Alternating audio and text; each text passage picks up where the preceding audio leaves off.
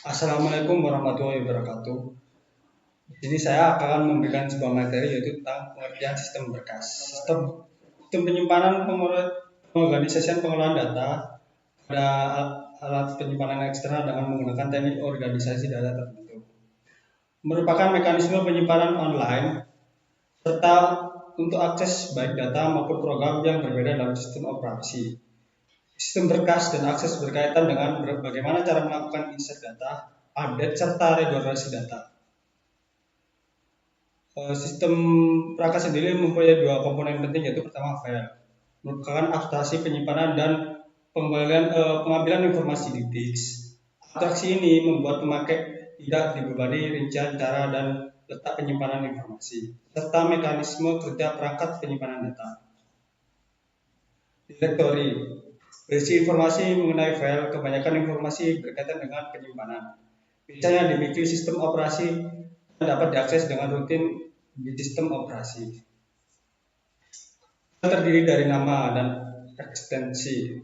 Yang pertama yaitu fallback, filec, filegave, file.help, file.html, file.jpeg, file.mp3, file.mpg, file.c, pdf, .ps, txt, dan zip.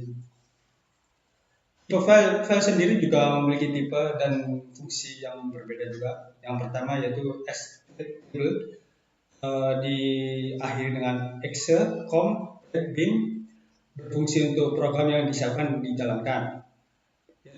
Lalu objek dengan akhiran obj, o, berfungsi sebagai bahasa mesin kode terkompilasi.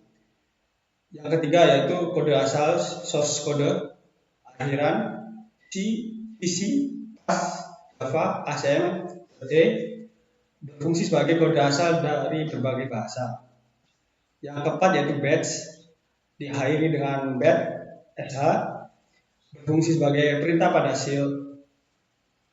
Terus yaitu text, diakhiri dengan txt, berfungsi sebagai data teks dan dokumen. Pengolah kata akhiran bpd, text, doc, berfungsi sebagai format jenis pengolahan data. Lalu library diakhiri dengan lib, dll, fungsi yaitu library untuk rutin program. Lalu untuk gambar diakhiri dengan ps, dvi, fungsi sebagai format ASCII atau banner untuk dicetak. Lalu archive akhiran ARC, zip, fungsi sebagai beberapa berkas yang dikumpulkan menjadi satu berkas, terkadang dimanfaatkan untuk penyimpanan. Proses file terdiri dari beberapa filter, yaitu pertama nama untuk informasi pengucapan file disimpan dalam bentuk data yang dibaca oleh user.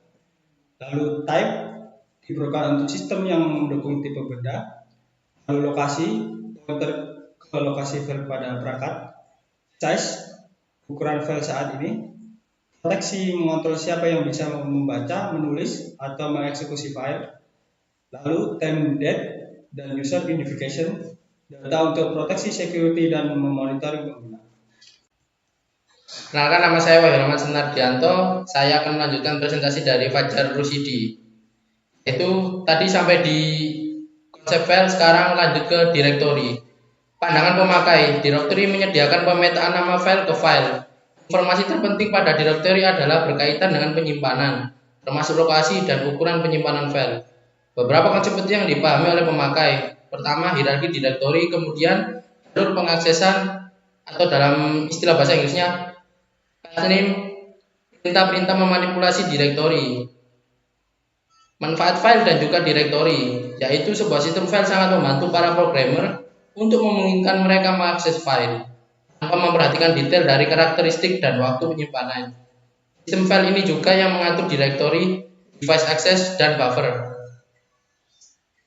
Kemudian ada sistem file. Sebuah sistem file sangat membantu para programmer untuk memungkinkan mereka mengakses file tanpa memperhatikan detail dari karakteristik dan waktu penyimpanan. Sistem file ini juga yang mengatur directory, device access, dan buffer.